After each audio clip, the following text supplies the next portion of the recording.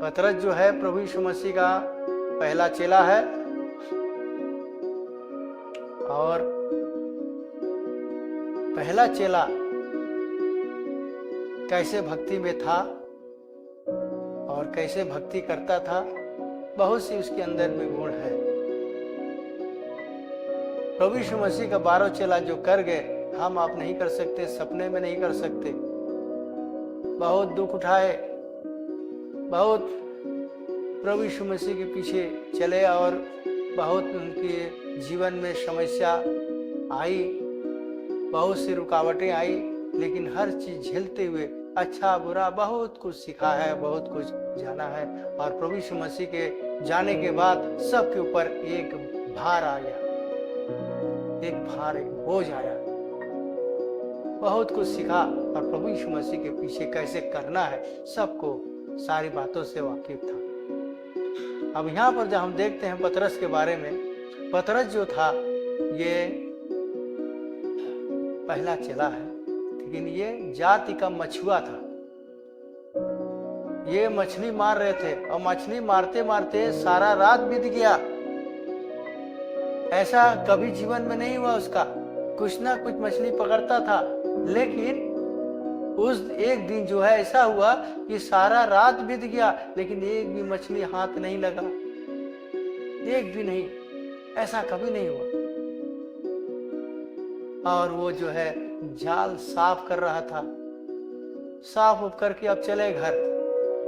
इतने भी बहुत बड़ा भीड़ लश्कर जो है प्रभु यीशु मसीह का चली आ रही है। जब प्रभु यीशु मसीह चलते थे रास्ते में, एक आध मील दूर से आवाज आती थी, हाँ हाँ, आदमी का मार आवाज, बहुत बड़ी लश्कर आ रही। और प्रभु यीशु मसीह कोई झील के किनारे वहां गए, बहुत लोग, काफी लोग आ गए। तो वहां जो है जाल सब साफ करते हुए पतरस को दिखाई पड़े। पतरस जो है जाल साफ कर रहा था और सब लोग चारों तरफ बैठ गए। प्रभु यीशु मसीह एक नाव पर कहे कि थोड़ा रिक्वेस्ट किया कि थोड़ा किनारे पर ले चलो। किनारे पर ले गए और 2 नाव जो है खाली पड़ा हुआ था। तो प्रभु यीशु मसीह ने कहा, निराशा के हालत में था पतरस, और कहा दाहिने तरफ जाल डाल तो तुझे बहुत सी मछली मिलेगी। जब दाहिने तरफ जाल डाल दिया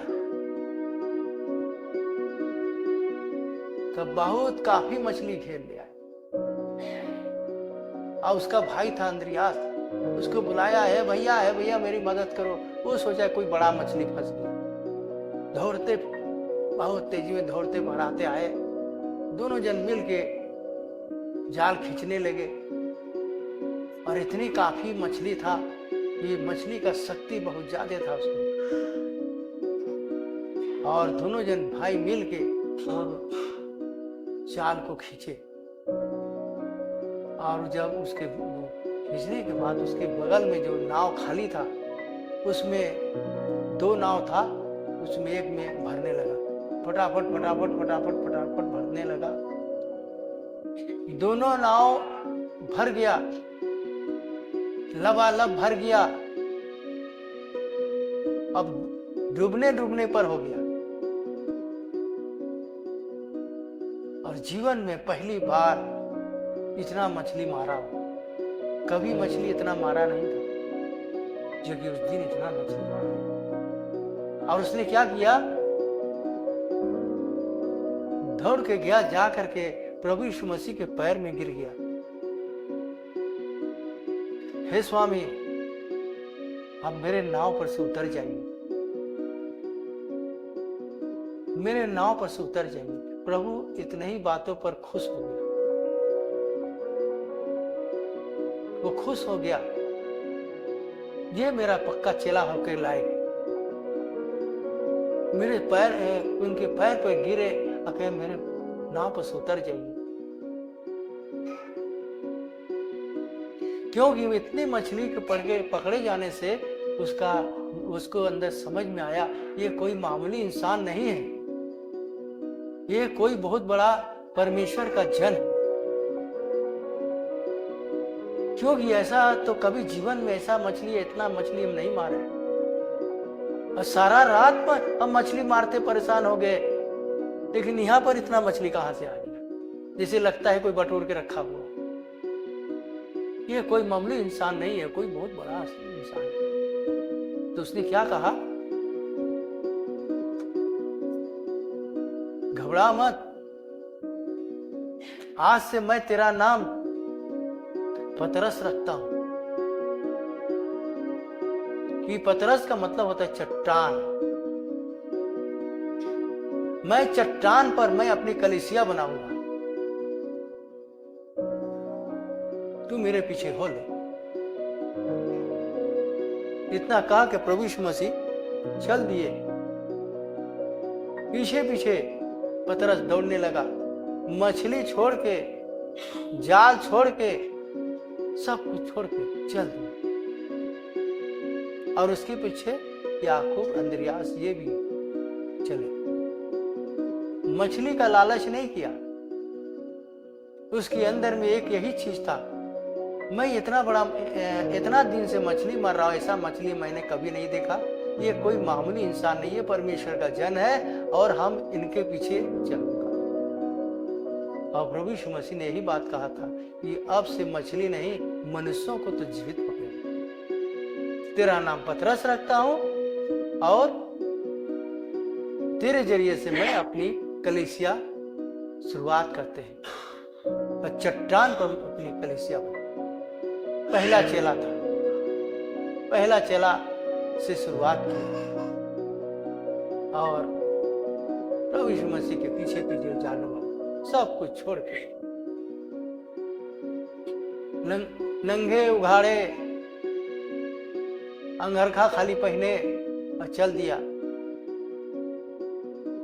होगा आज के जमाने में ऐसा विश्वास करेंगे? नहीं करेंगे। कपड़ा पहन के आई, ते बोल के आई, तो वो काम करके आई, लेकिन नहीं, प्रभु यीशु मसीह ने कहा मेरे पीछे हो ले, और तुरंत सब छोड़ के चल दिया। कितना विश्वास है इसमें। और वो सब प्रभु यीशु मसीह के पीछे चल रहा है, क्योंकि प्रभु यीशु मसीह ने कहा था कि मैं तुझे मनुष्यों को पकड़वाऊंगा तेरे जरिए से, तो मेरे पीछे। अब से हम मनुष्य कैसे पकड़ेंगे? इसका क्या मतलब? इस बात का समझ इसको नहीं है, लेकिन जब उसके पीछे चलने लगा तो मालूम हुआ कि हाँ, सचमुच बड़े बड़े काम देखे, बहुत कुछ हुआ, बहुत कुछ सीखा और उसके पीछे चल गए। भाई और बहन, अब इस वचन से क्या सीखते हैं? इस वचन से ये चीज सीखते हैं, सबसे पहले चीज कि उसके अंदर में ये टैलेंट था, कोशिश था कि मैं इसके पीछे जाऊंगा। और दूसरी चीज, उसके पैर पे गिर के पश्चाताप किया, मेरे नाव से उतर जा, हम उस लायक नहीं। उसे क्या किया? पश्चाताप किया। अब पश्चाताप करने से प्रभु यीशु मसीह क्या हुआ? खुश हो गए। अब बाइबल का वचन कहता है पश्चाताप करो तो जीवित रहो। अब सबसे पहले चीज प्रभु यीशु मसीह के पश्चाताप करने के लिए सिखाया जाता है। हम लोग यहाँ आते हैं कि पश्चाताप करिए, जो जो गुनाह किए, जो पाप किए, माफी मांगिए, तो माफी मांगते हैं। अपने से माफी कोई नहीं मांगता, लेकिन पतरस अपने से माफी मांगा। अब प्रभु यीशु मसीह उसके माफी मांगने से खुश हो गया। अब प्रभु यीशु मसीह के पीछे वो चलना शुरू हो। आइए बहन, आज हम पतरस से बहुत कुछ सीखते हैं। पतरस का जीवन बहुत दुखदायीमय जीवन था। मजदूरी करता था, मेहनत करता था और वही जो कुछ मिलता वही खाता था। उस जमाने में उतना पैसा नहीं था, मेहनत करो तो वो खाते थे। लेकिन मसीह में आने के बाद बहुत सुख का जीवन व्यतीत किया, बहुत सुख मिला, बहुत प्यार मिला। शायद वो प्यार माँ बाप कोई नहीं दे सकता था, और वो चीज मिला। और वो उस प्यार को कैसे भूल सकता है? कभी नहीं भूल सकता। भाई और बहन, ये प्रभु यीशु मसीह का प्यार हर एक को आज भी वो प्यार हमसे आपसे करते हैं। हम उनके प्यार को कभी नहीं भूल सकते। भाई और बहन, जिसका काम रुका रहता है उसके अंदर में कमियां होती है तभी रुकता है, नहीं तो कभी भी आपका काम रुक नहीं सकता, कभी भी नहीं। मैंने ये चीज को देखा है। नीति वचन 28:13 जरा निकाल लीजिए। हम देखते हैं प्रभु यीशु मसीह का स्तुति आराधना करने वाले वो कभी निराश नहीं है, तो कभी दुखी नहीं रहते, हमेशा दुख में भी हंसते हैं और सुख में भी हंसते हैं, और कभी निराश नहीं होगा। सबसे पहले उसके पास क्या आया? उसके अंदर वचन, प्रभु यीशु मसीह का वचन सुनने के लिए लोगों की भीड़ थी, बहुत लोगों की। शायद वो वचन उनके इतना अच्छा लगता था, कितना कितना दूर दूर से सब लोग पैदल चल के आते थे, लेकिन वो उगाते नहीं थे, उगाते नहीं थे। वो वचन सुनने के लिए लगे रहते, पैदल चल के बिना खाए पिए उनके पीछे चलते थे। प्रभु यीशु मसीह का वचन में इतनी महान आज तक दुनिया में नहीं देखा गया कि प्रभु यीशु मसीह के ऐसा वचन सुनने का भूख हो। बहुत से धर्म है, बहुत से रास्ताएं हैं, लेकिन प्रभु यीशु मसीह के पीछे चलने वाले बहुत कम लोग हैं। जिसका कार्य सफल नहीं होता है उसका कुछ कमियां रह गई है,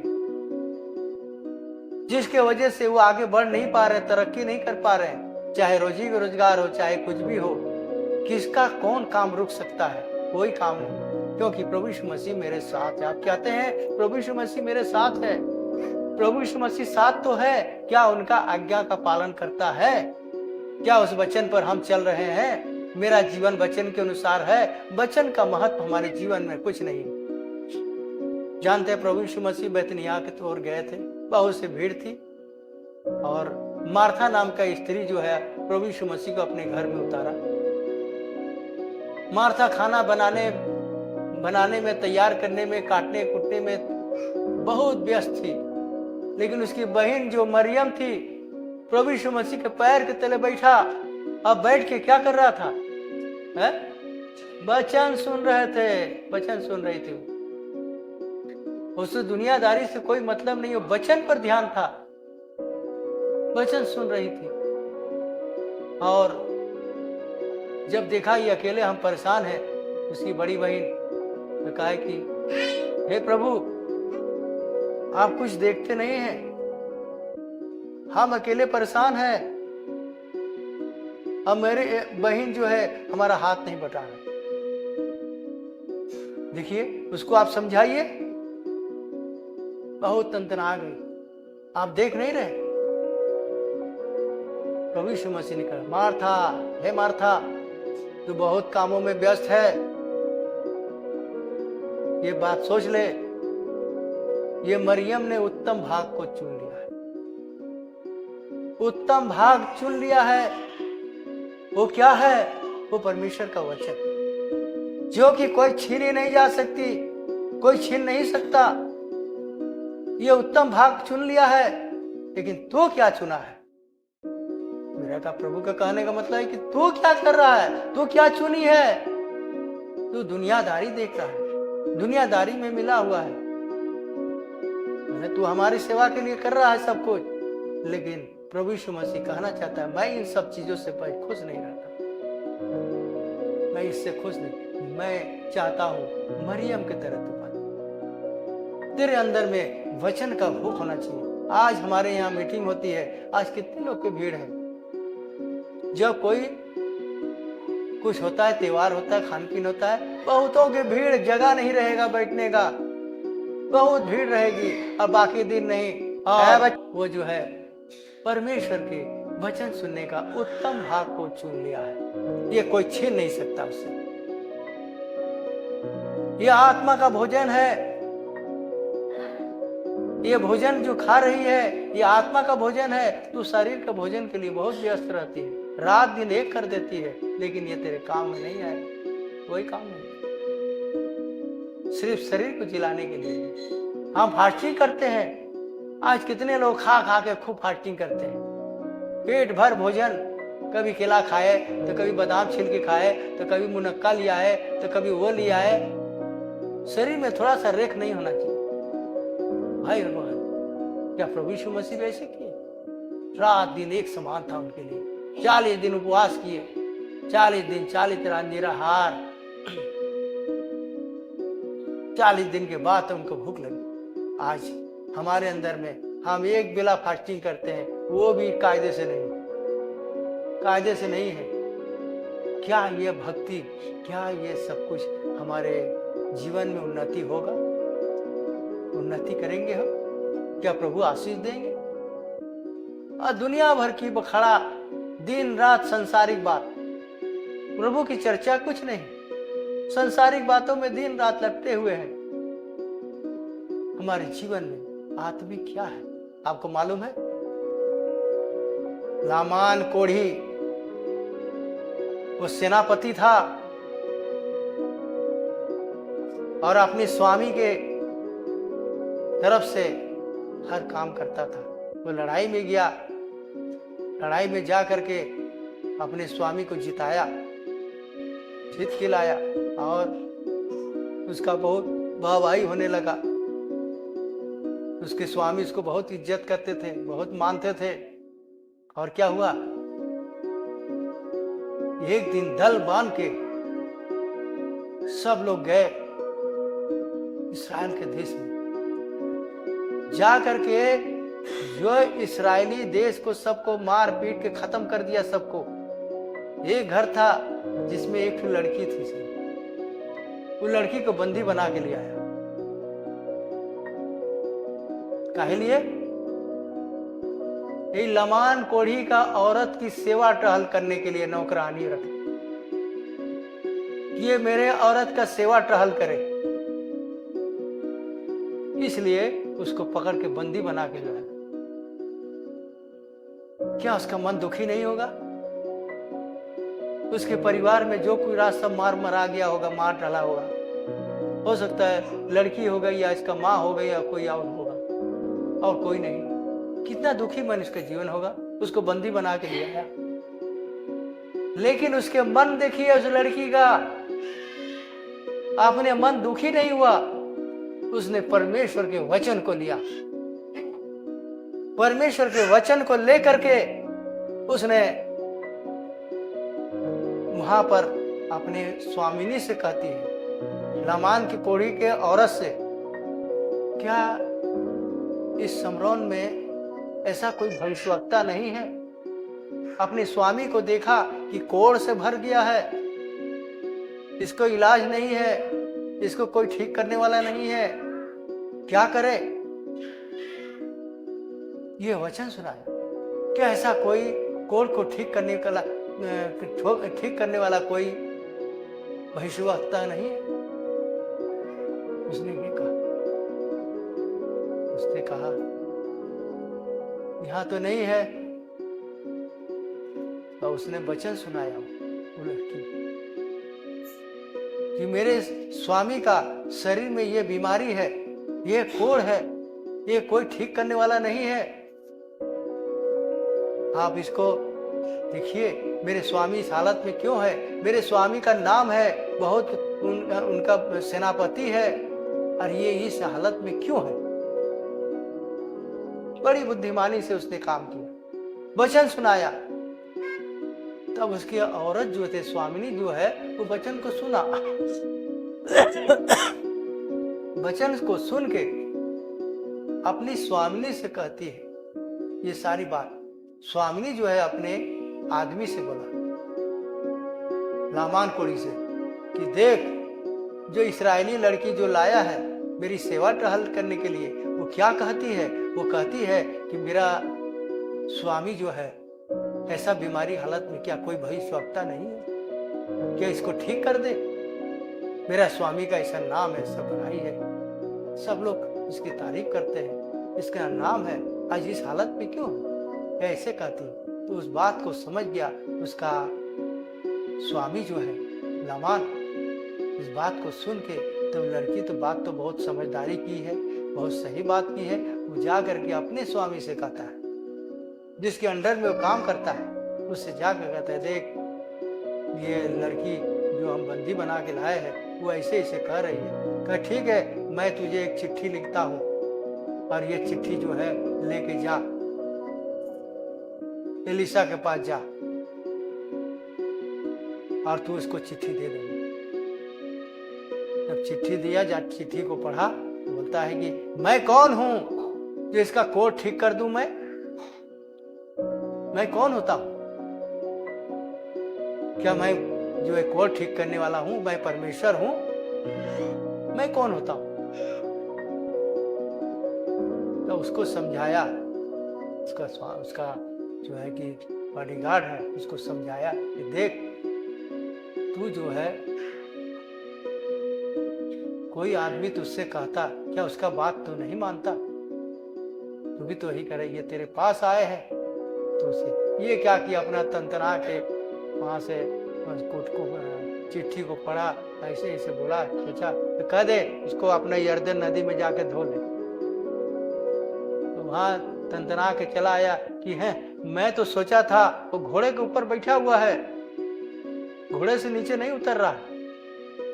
पहली बात तो उसके अंदर घमंड था, मैं सेनापति हूँ, मेरे भुजबल में इतनी पावर है, मैं ऐसा ऐसा जीत के आया हूँ, मैं सेनापति हूँ और मेरा नाम है इतना, और मेरी इज्जत नहीं कर रहा है और घोड़े से उतर नहीं चाह रहा। लेकिन परमेश्वर का जन है, वो परमेश्वर के जन को ऊंचा उसको दर्जा देना चाहिए, लेकिन उसके अंदर छोटा बनने का उसके अंदर में ये चीज विचार नहीं आया। उस पर बैठा ही रह गया, खड़ा ही रह गया। और उसके बाद तो जा उसके नौकर से खबर भेजा कि जा उससे कह दो यर्दन नदी में जाकर धो ले। वो तंतना के वहां से चल दिया और जा करके क्या और पर कहीं यहाँ पर वो नदी नहीं है जो हम डुबकी मार के अपने कोड़ को साफ करें? यर्दन नदी क्यों है और कोई दूसरा नहीं? उसने इस बात को समझा नहीं, वो हल्के में ले लिया, वो हल्के में लिया, बात को समझा नहीं और वो कहे कि हम डुबकी नहीं मारेंगे, हम डुबकी नहीं मारेंगे। और कहीं और भी डुबकी मार सकते हैं, यर्दन नदी क्या हमारी तो इससे बड़ा नदी है, हम इसमें डुबकी नहीं लगाएंगे। तो अंतना के वहां से चल दिया और वो ठीक नहीं हुआ उसका। थोड़े से जब डुबकी वहां मारे नहीं, जिसका कहा उसके अनुसार चला नहीं, तो कैसे एक प्रभु का आज्ञाओं का, चाहे प्रभु का भक्त हो, चाहे प्रभु का हमें मैसेज हो, उसका पालन करना जरूरी होता है। लेकिन उसका पालन नहीं किया और उसका बीमारी ठीक नहीं हुआ। लास्ट में उसको समझाया, उसके घर का उसी का स्वामी उसको समझाया कि देख क्या तुझसे अगर एलिशा कहता कि जाके तू डुबकी मार, क्या तू नहीं मारता? क्या ये काम कर दे, क्या तू नहीं करता? वो तुझे कहा है और तू उसका बात को नहीं काटना चाहिए। तू जा, तू डुबकी मारने से क्या हो गया? क्या तू छोटा हो जाएगा? उसको समझाया तो वो गया और जा करके उसने यर्दन में जाके 7 बार डुबकी मारा।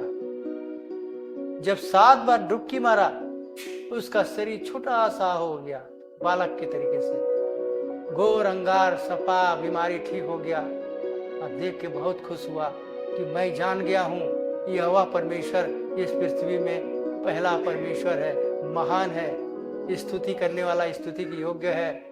और बहुत खुश हुआ और वहां से अपने स्वामी को बोला, दिखाया कि तब उसके स्वामी कहा कि जा, तुझे मैं जो दिया था लेके जा वहां पर।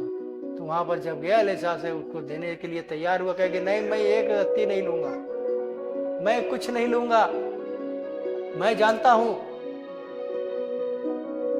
तेरे ऊपर ये बीमारी है, लेकिन ठीक हो गया, प्रभु का धन्यवाद कर, लेकिन मैं नहीं लूंगा, मैं कुछ नहीं लूंगा। बहुत रिक्वेस्ट किया, नहीं लिया।